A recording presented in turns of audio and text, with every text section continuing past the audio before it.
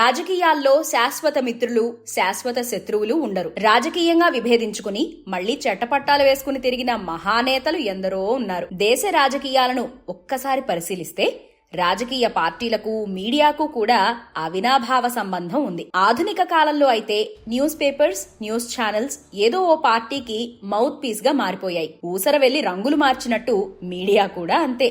ఎప్పుడు ఏ పార్టీకి పనిచేస్తుందో, ఎవరిని వ్యతిరేకిస్తుందో, ఏ పొలిటికల్ లీడర్ ప్రయోజనాల కోసం వర్క్ చేస్తుందో తెలియదు. ఒక్కోసారి ప్లేట్ ఫిరాయించి తమను దూషించిన వారి పక్షాన నిలిచిన సందర్భాలు కూడా ఎన్నో ఉన్నాయి. ఇలాంటిదే ఇప్పుడు తెలంగాణ రాజకీయాల్లో స్పష్టంగా కనిపిస్తోంది. బీఆర్ఎస్, ఏబీఎన్ మధ్య జరుగుతున్న వివాదంలో చర్చలో లేని బీజేపీ తలదూర్చింది. రాష్ట్రంలో ఈ వ్యవహారం తీవ్ర దుమారం రేపుతోంది. ఇంతకీ ఈ గొడవేంటి? ఇందులో బీజేపీ పాత్ర ఏంటి? ఏబీఎన్కి ఎందుకు సపోర్ట్ చేస్తోంది? ఇందులో ఉన్న రాజకీయ మర్మమేంటో ఈ కథనంలో తెలుసుకుందాం.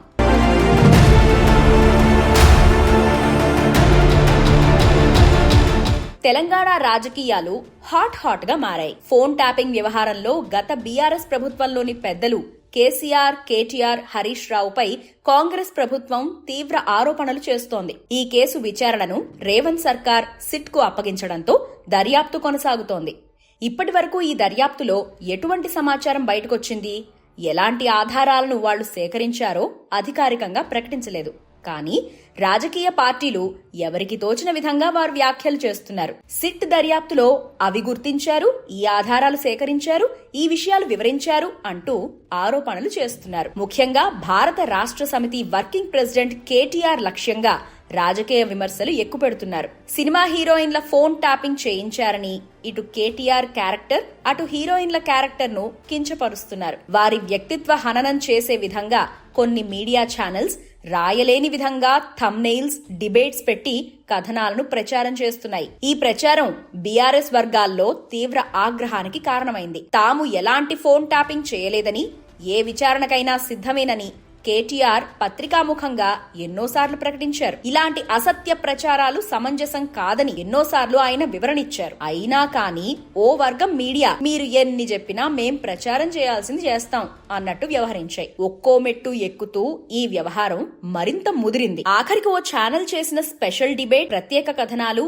వాటి థంబ్నెయిల్స్ బీఆర్ఎస్ ఆగ్రహానికి కారణమైంది. దాంతో ఆ ఛానల్ కార్యాలయం ఎదుట బీఆర్ఎస్ నిరసన చేపట్టింది. ఈ నిరసన తీవ్ర ఉద్రిక్తతకు దారితీసింది. ఆ మీడియా ఆఫీస్ బిల్డింగ్ అద్దాలు పగిలాయి. అక్కడున్న కార్లు ధ్వంసమయ్యాయి. ఈ ఘటనపై పోలీసులు కేసు కూడా నమోదు చేశారు. ఈ నేపథ్యంలో మాజీ మంత్రి జగదీష్ రెడ్డి స్పందిస్తూ బీఆర్ఎస్ మీద, తెలంగాణ మీద బురద జల్లేందుకు స్లాటర్ హౌస్ల లాగా తయారయ్యాయి. ఈ ఒక్క ఛానల్ కాదు, ఇంకా కొన్ని మీడియా సంస్థలున్నాయి.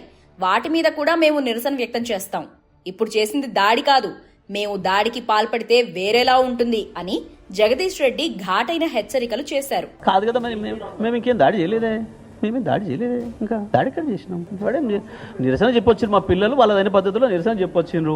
వెళ్ళమను ప్రెస్ కౌన్సిల్ వెళ్ళమని అంటే నన్ను ఇష్టం వచ్చినట్టు రాసి నన్ను వెళ్ళమనేది ఏంది? వెళ్ళు ప్రెస్ కౌన్సిల్ కూడా వద్దన్నాడు. ప్రెస్ కౌన్సిల్కి వెళ్ళు, లేకపోతే ఇంకా కాడి కూడా పో, బిల్లాడ దగ్గర పో, ఎవరికైనా ఐఎస్ఐ తీవ్రాలు చెప్పుకోమని పోయి. మాకేంకర్మా, నీ ఇష్టం వచ్చినట్టు నీ మీద బురద పూస్తా, నువ్వు కడుక్కో. అయితే ఈ నేపథ్యంలో ఏబీఎన్ ఆంధ్రజ్యోతి ఎండీ రాధాకృష్ణ ఆంధ్రజ్యోతి పత్రికలో తెలంగాణ బీఆర్ఎస్ జాగీరా అంటూ సంపాదకీయ వ్యాసం రాశారు. దీంతో బీఆర్ఎస్ వర్గాలు ఏబీఎన్ ఆంధ్రజ్యోతి మీద దాడి చేస్తాయి అని నిఘా వర్గాల సమాచారం ఉందని చెబుతూ పోలీసులు గట్టి బందోబస్తును ఏర్పాటు చేశారు. కాంగ్రెస్ కు మద్దతుగా నిలుస్తున్న ఏబీఎన్ కి హస్తం పార్టీ నుంచి సపోర్ట్ వస్తుందని ఎవరైనా ఊహిస్తారు. కానీ అనూహ్యంగా సీన్ లోకి బీజేపీ ఎంటర్ అయింది. బీఆర్ఎస్ నేతలు ఏబీఎన్ ఆంధ్రజ్యోతి ఆఫీస్ మీద దాడి చేస్తే మా యువజన మోర్చా నాయకులు తెలంగాణ భవన్ మీద, టీ న్యూస్ ఆఫీస్ మీద దాడి చేస్తారంటూ కేంద్ర హోంశాఖ సహాయ మంత్రి, బీజేపీ సీనియర్ నాయకుడు బండి సంజయ్ హెచ్చరికలు చేశారు. ఇందుకు సంబంధించి తమ పార్టీ రాష్ట్ర అధ్యక్షుడు రామచంద్రరావు ఆదేశాలిచ్చారని ఆయన చెప్పారు. శాంతి భద్రతలను పరిరక్షించాల్సిన కేంద్ర హోంశాఖ సహాయ మంత్రి దాడులు చేస్తామని ప్రకటించడం మీడియా వర్గాలను, రాజకీయ వర్గాలను ఆశ్చర్యానికి గురి చేసింది. మహా టీవీ మీద దాడి చేసిన నిందితులను నామమాత్రంగా రిమాండ్ చేసిండు, ఏదో కథం బెయిల్ ఇచ్చి కథం పంపించారు. బెయిల్ ఇచ్చే ఆస్కారం కావాలని రాష్ట్ర ప్రభుత్వం ఇచ్చింది. ఆ రోజు కట్టంగా వస్తే ఇలా ఏబిఎన్ మీద దాడి చేస్తాం అనేవాళ్ళు కాదు. ధైర్యంగా మేము దాడి చేస్తామంటే నేను అడుగుతున్నా. ఇప్పటికే మరి రామచంద్ర గారు ఆదేశించారు యువమోర్చాలను. ఇలా బీఆర్ఎస్ పార్టీకి ఒక ఛానల్ ఉన్నది. ఇలా ఏబిఎన్ మీద మీరు దాడి చేసి చూపెట్టండి, ఏబిఎన్ మీద దాడి చేసి చూపెట్టండి. చుక్కలు చూపెడతారు మా వాళ్ళు యువమోర్చా కార్యకర్తలు రెడీ ఉన్నారు. రాష్ట్ర అధ్యక్షుడు రామచంద్ర గారు ఇప్పటికే బీజేవైఎం కార్యకర్తలు ఆదేశించారు. రామచంద్ర గారు మా రాష్ట్ర అధ్యక్షుడు ఏబిఎన్ కార్యాలయం మీద చెయ్యి వేసిన 2 గంటల లోపల నీ టీఆర్ఎస్ భవన్ మీద పక్క దాడి చేయాలని చెప్పి దాడి చేస్తామని చెప్పి మా రామచంద్ర గారు మా యువమోర్చా కార్యకర్తలు ఆదేశించారు. నేను సవాల్ చేస్తున్నా, చలో నీ క్యాడర్ రమ్మను, మా క్యాడర్ వస్తుంది. ఒక కేంద్ర సహాయ మంత్రి ఇలాంటి మాటలు మాట్లాడటం సమంజసం కాదని విశ్లేషకులు అంటున్నారు. అయితే ఇక్కడ మనం ఓ విషయం గమనించవచ్చు.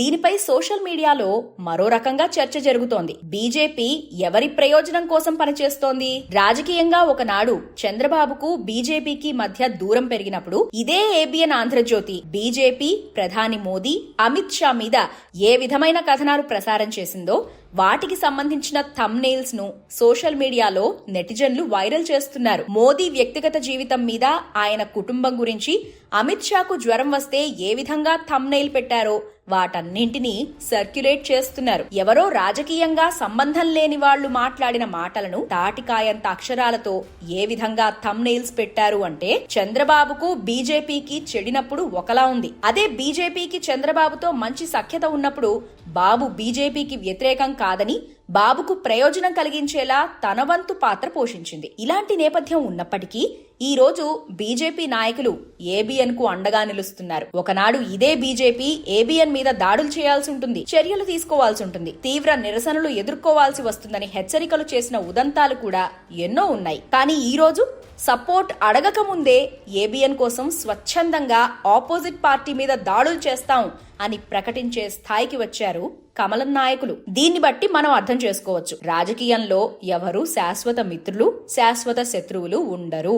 మీడియా అంటే ఇప్పుడు పొలిటికల్ సైడ్ నే తీసుకుంటున్నాయి. ఒక్కో మీడియా సంస్థ ఒక్కో రాజకీయ పార్టీలకు మౌత్ పీస్ లాగా మారిపోయింది. అయితే మీడియాను కూడా రాజకీయ పార్టీలకు అనుబంధ సంస్థలుగా ప్రజలు చూసే స్టేజ్ లోకి తీసుకొచ్చారు. కాబట్టి రాజకీయంలో పర్మనెంట్ ఫ్రెండ్స్, పర్మనెంట్ ఎనిమీస్ అంటూ ఎవ్వరూ ఉండరు అనడానికి ఇది ఓ నిదర్శనం.